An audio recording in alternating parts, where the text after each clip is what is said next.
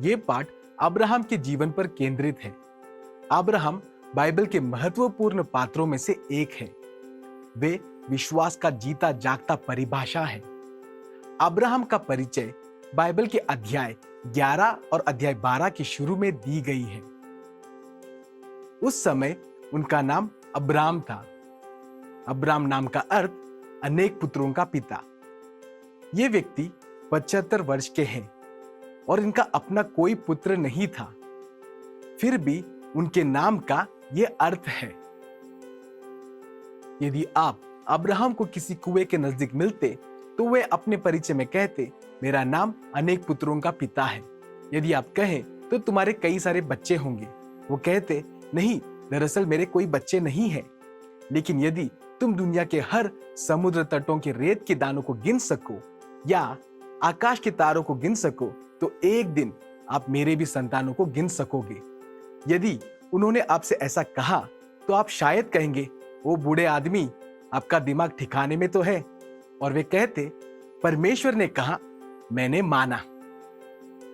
बाद में जब अब्राहम लगभग 90 वर्ष के हुए, परमेश्वर ने उनका नाम बदल दिया। उनके पास अभी भी कोई बच्चे नहीं थे, पर परमेश्वर उनका नाम अब्राहम बदल देते हैं, जिसका अर्थ अधिक के पुत्रों का पिता या राष्ट्रों के पुत्रों का मूल पिता। यदि आप उनसे फिर किसी कुएं के नजदीक मिलते और कहते, अभिनंदन अनेक पुत्रों के पिता, वो कहते कि मैं क्षमा चाहता हूं, मेरा नाम बदल चुका है। आप अचंभित होकर पूछते हैं, वो सच में? अब आपका नाम क्या है? वो कहते, अब मेरा नाम अधिक पुत्रों का पिता है। तो आप कहेंगे, ठीक, तो तुम्हारा कल्याण हो, आपको पुत्र जन्मा होगा। नहीं, दरअसल अब भी मेरे कोई पुत्र नहीं है। लेकिन यदि तुम दुनिया के हर समुद्र तटों के रेत के दानों को गिन सको या आकाश के तारों को गिन सको तो एक दिन आप मेरे भी संतानों को गिन सकोगे। कई दशकों के लिए परमेश्वर ने वादा किया और अब्राहम ने विश्वास किया। उत्पत्ति पुस्तक का एक वचन है जिसे रोमियो के 4 अध्याय में दोहराया गया है। वो वास्तव में अब्राहम को सारांशित करती है। वचन कहता है, अब्राहम ने परमेश्वर पर विश्वास किया और वो उनके लिए धार्मिकता गिनी गई। परमेश्वर ने इस बूढ़े आदमी को देखकर कहा, मैंने इस बूढ़े आदमी से कुछ कहा और उसने मेरा विश्वास किया। मुझे ये पसंद आया, मैं उसे धार्मिक व्यक्ति समझूंगा।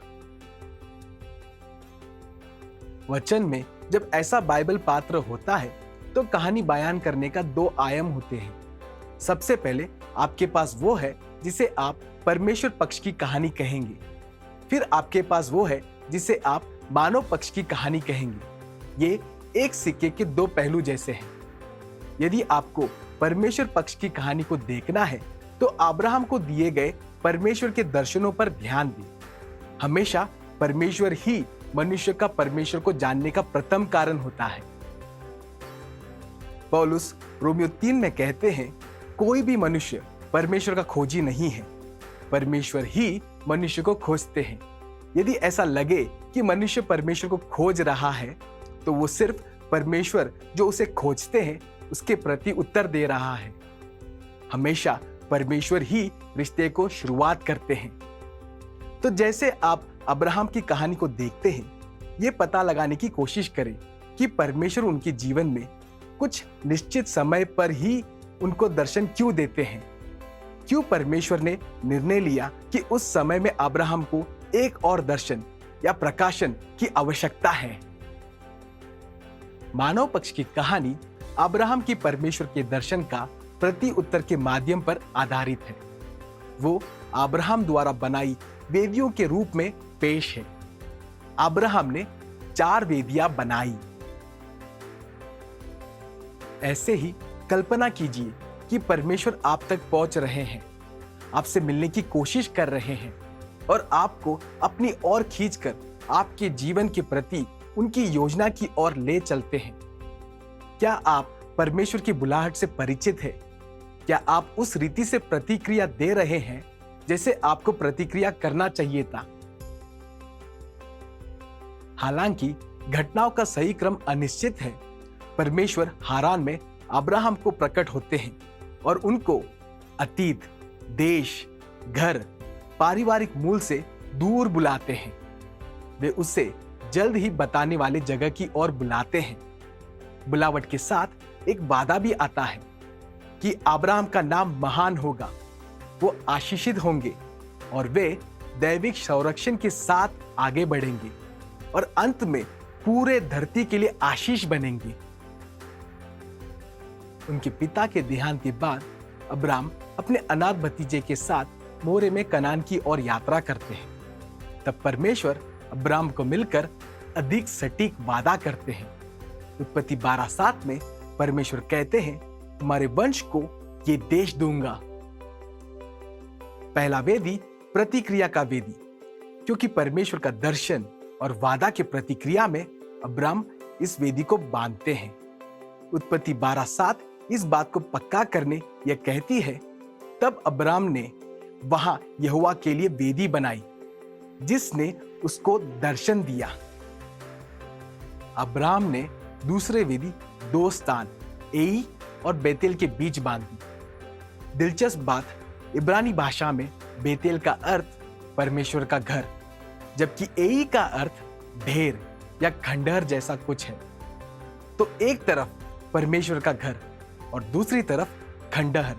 अब्राहम ने दोनों के बीच अपनी दूसरी वेदी बनाई। ये यथार्थ के लिए यथार्थ नहीं है, इसमें कुछ बात तो है। एक मनुष्य परमेश्वर का घर और खंडहर के बीचों बीच वेदी बांधता है और यहोवा के नाम को पुकारता है। ये विनती की वेदी है। जब लोग विश्वास से परमेश्वर के पास आते हैं तो पहले उन्हें प्रतिक्रिया देनी चाहिए। यही शुरुआत है। जैसे चीनी कहावत कहती है, हजारों मीलों की सफर पहले एक कदम से शुरू होती है। यह महत्वपूर्ण है।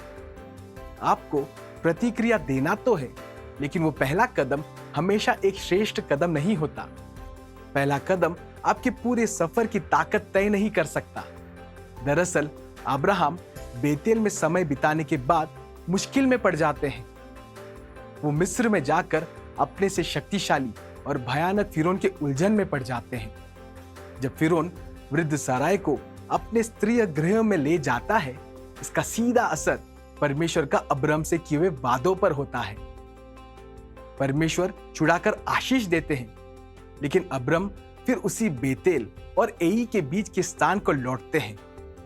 फिर से उसी विनती की वेदी के पास आकर यहोवा के नाम को पुकारते हैं। फिर संकट अब्राहम के घर के अंदर से आती है, जिस कारण अब्राहम और लूत अपने भेड़ बकरियों के साथ अलग होते हैं। अब्राहम दिशा चुनने का पहला मौका लूत को देते हैं। लूत सदोम और अमोरा की हरी भरी और सींची हुई आमंत्रित भूमि की ओर यात्रा करते हैं, जिसके लोग उत्पत्ति 13:3 के अनुसार अत्यंत दुष्ट और यहोवा के विरुद्ध पापी थे। परमेश्वर वहां अब्राहम को फिर प्रकट होते हैं, उसके प्रति वादा का नवीकरण करते हैं। उत्पत्ति 13:14-17 कहती है, तुम जिस स्थान पर खड़े हो वहां से चारों ओर देखो, उत्तर, दक्षिण, पूरब, पश्चिम, क्योंकि जो सारी भूमि तुम देखते हो मैं तुम्हें और तुम्हारे वंश को हमेशा के लिए दूंगा। वचन 16, मैं तुम्हारे वंश को भूमि के धूल के समान असंख्य बनाऊंगा। तब यदि कोई इन कणों को गिन सके तो तुम्हारे वंश को भी गिन पाएंगे। अब उठो, इस देश की लंबाई चौड़ाई में चलो फिरो, क्योंकि मैं उसे भी तुम्हें दूंगा। तो अब्राहम क्या करते हैं? वो हेब्रोन की ओर सफर करते हैं और यहोवा के लिए एक और वेदी बांधते हैं, उस परमेश्वर के प्रति जो उसे प्रकट हुए। अब फिर इस नाम का संभावित दृष्टांत इरादे से बढ़कर सुंदर है। इब्रानी में हेब्रोन का अर्थ संगति है। विनती की वेदी बनाने के बाद जब अब्राहम ने तीसरी वेदी बनाई, वो परमेश्वर से कह रहे थे कि परमेश्वर, मुझे आपको जानना है। ये रिश्ते की वेदी है। अब्राहम ने पहले 3 वेदियां अध्याय 12 और 13 में बनाई। अब्राहम की कहानी के पहले 2 अध्याय में अब्राहम ने 3 वेदियां बनाई, लेकिन उसके बाद अब्राहम ने अगले वेदी 22वें अध्याय में जाकर बनाई। तीसरे वेदी बनाने के बाद वो क्या कहना चाहते थे? तीसरे वेदी बनाने के बाद क्या हुआ?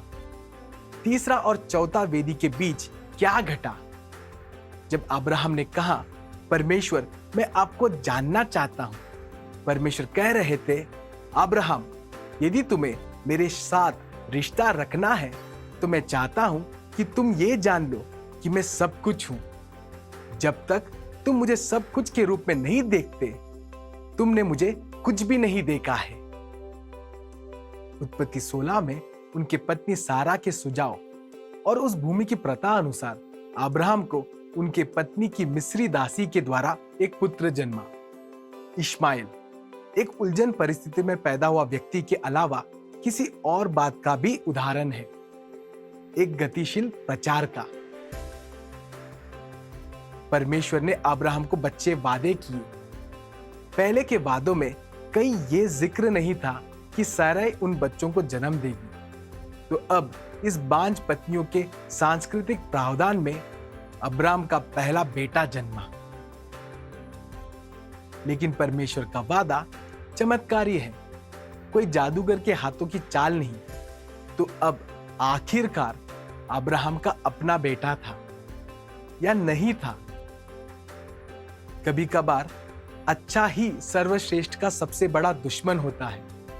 शैतान को परमेश्वर की योजना से आपको बाहर ढकेलने के लिए कुछ बुरा करने की आवश्यकता नहीं है। उसे आपको परमेश्वर की योजना से दूर करने के लिए आपको चोर बनाने की भी आवश्यकता नहीं है। मान लो कि आपकी बुलावट चिकित्सा सेवक के रूप में है। उस योजना को बिगाड़ने के लिए शैतान आपको डाकू बनाने की कोशिश नहीं करेगा। वो बस इतना कहेगा, जानते हो तुम्हारे इसी शहर में हमें अच्छे चिकित्सक की आवश्यकता है, क्यों ना चिकित्सक बनकर यही रहो जहां तुम्हें अच्छा वेतन भी मिलेगा। चिकित्सा देना तो अच्छी बात है, बेशक अच्छा वैद्य बनकर अपनों की मदद करना अच्छा है और उससे आपको अच्छा वेतन मिलना उचित है। लेकिन यदि परमेश्वर चाहते हैं कि आप दूर दराज के इलाके में चिकित्सा सेवक बनो, तो ये घर बैठे वैद्य की अच्छी बात परमेश्वर की सबसे अच्छी बुलाहट चिकित्सा सेवकाई की दुश्मन बन जाती है। इस प्रकार उत्पत्ति 17 में इश्माएल के जन्म के बाद परमेश्वर अब्राम को फिर दर्शन देते हैं और अब्राम से किए गए वादों का फिर से विचार करते हैं। परमेश्वर उत्पत्ति 17:2 से 8 में कहते हैं, मेरे उपस्थिति में चलो और निर्दोष रहो, मैं तुम्हारे साथ वाचा बांधूंगा, मैं तुम्हें अत्यंत ही बढ़ाऊंगा। मेरा मानो, देखो मेरी वाचा तुम्हारे साथ है और तुम राष्ट्रों के पुत्रों का मूल पिता बनोगे। अब से तुम्हारा नाम अब्राम नहीं अब्राहम होगा, क्योंकि मैंने तुम्हें राष्ट्रों के पुत्रों का मूल पिता बनाया है। मैं तुम्हें अत्यंत फलवंत करूंगा, तुम्हारे वंश से अनेक राष्ट्र और राजा उत्पन्न होंगे।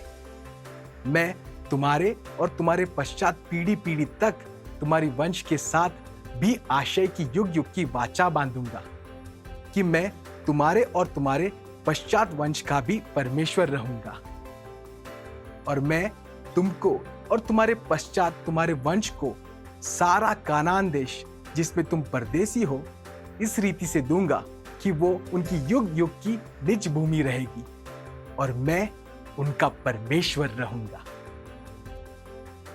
अब तक सब अच्छा है। इश्माएल वाला बच निकलने वाले रास्ते ने काम तो किया, पर परमेश्वर का कार्य अभी बाकी था। परमेश्वर उत्पत्ति अध्याय 17 के वचन 15 से 17 में साराय और हजीरा के पुत्र के विषय में अब्राहम से कुछ कहते हैं। तेरी जो पत्नी साराय है उसको तू अब से साराय ना बुलाना, उसका नाम सारा होगा। मैं उसे आशीष करूंगा और उसके द्वारा एक पुत्र दूंगा। फिर उसे ऐसा आशीष दूंगा कि वो अनेक राष्ट्रों की मूल माता होगी और उसके वंश में लोगों के राजा उत्पन्न होंगे। जब अब्राम, जो अब अब्राहम है, इस्माइल के लिए आग्रह करते हैं। परमेश्वर उसको 17 के 19 में उससे झिड़क देते हैं, नहीं, निश्चय तेरी पत्नी सारा एक पुत्र जन्मेगी और तुम उसे इसहाक बुलाना। मैं उससे ऐसा वाचा बांधूंगा जो उसके पश्चात उसके वंश के लिए युग युग की वाचा होगी। परमेश्वर कहते हैं, अब्राहम के खातिर इश्माइल को भी आशीष दूंगा। पर 17 के 21 में घोषणा करते हैं, लेकिन मेरा वाचा इसहाक से है, जो सारा से अगले वर्ष के इसी नियुक्ति समय में उत्पन्न होगा। सारा के विषय में परमेश्वर को 2 बार दर्शन देना पड़ा, पहले अध्याय 17 और फिर अध्याय 18 में। सारा बाद में हंस पड़ती है, लेकिन इस विचार पर अब्राहम मुंह के बल गिर के हंसते हैं। वे जोर से हंस पड़े। उसे विश्वास था कि परमेश्वर उसके द्वारा कुछ भी कर सकते हैं, लेकिन यह विश्वास नहीं था कि सारा भी उस योजना में शामिल है। अंत में अब्राहम और सारा को एक पुत्र जन्म होता है। अब अब्राहम 100 वर्ष के हैं और सारा 90 वर्ष की। परमेश्वर ने उनसे उस पुत्र को इसहाक बुलाने को कहा, जिसका इब्रानी अर्थ हंसी है। परमेश्वर नहीं चाहते थे कि ये विश्वास के नायक इस बात को भूल जाए कि वे उसकी बातों पर हंसे थे।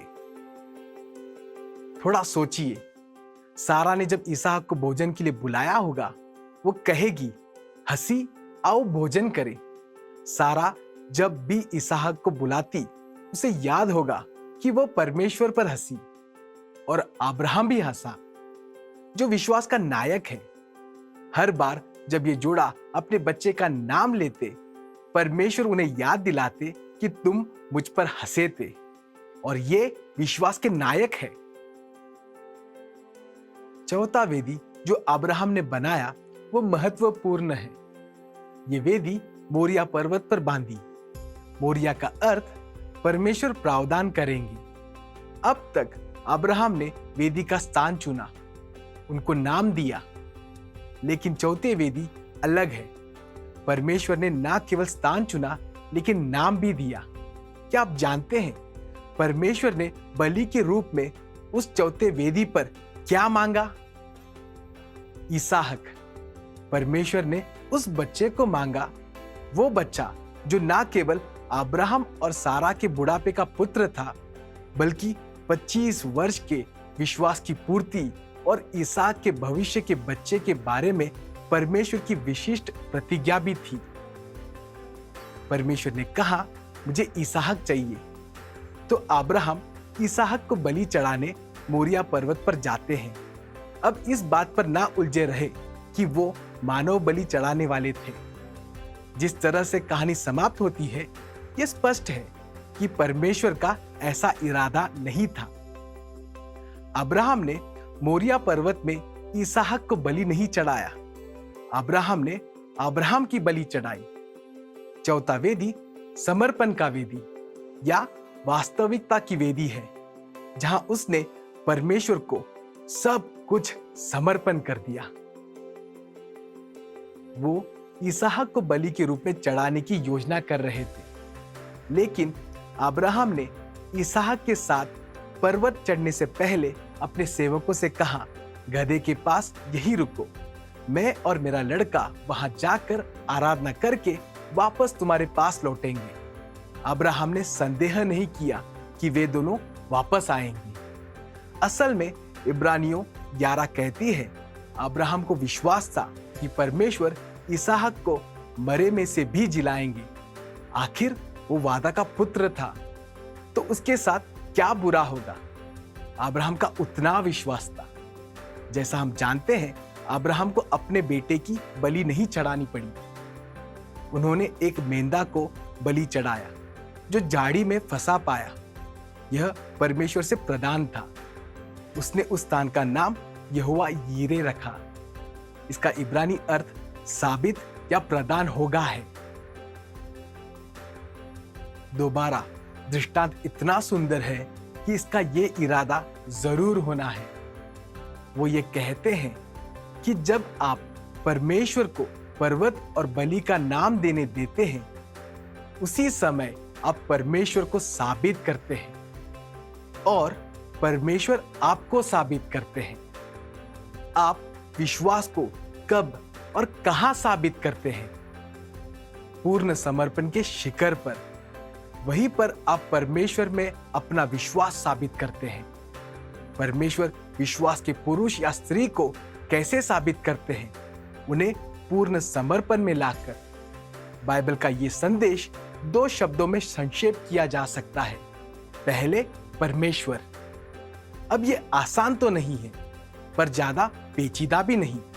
सिर्फ मुश्किल है, बिल्कुल पेचीदा नहीं है। वास्तव में नया नियम कहती है कि कोई व्यक्ति तब तक ये नहीं कह सकता कि यीशु ही प्रभु है, अर्थात पहले परमेश्वर, जब तक परमेश्वर की आत्मा उसे ये न बताए। अगर आपने नया जन्म लिया है तो आप परमेश्वर के राज्य को देखोगे और जानोगे कि परमेश्वर ही राजा है। आप उसके साथ रिश्ते में प्रवेश करोगे, जहां वो आपके दिल में आपका राजा, प्रभु और मालिक बनकर राज्य करेंगे। अगर वे सब कुछ नहीं तो कुछ भी नहीं। ये चौथा वेदी है, वास्तविकता की वेदी। अब्राहम की बनाई हुई 4 वेदियां ये हैं: प्रतिक्रिया की वेदी, विनंती की वेदी, रिश्ते की वेदी और वास्तविकता या समर्पण की वेदी। आपने कितने वेदियां बांधा है? क्या आपने अब तक प्रतिक्रिया की वेदी को यह कहते हुए बांधा है कि प्रभु मुझे सिखाओ? उसके बाद क्या आपने अतीत से नाता तोड़कर निर्देशन के लिए परमेश्वर को पुकारते हुए विनंती की वेदी को बांधा है?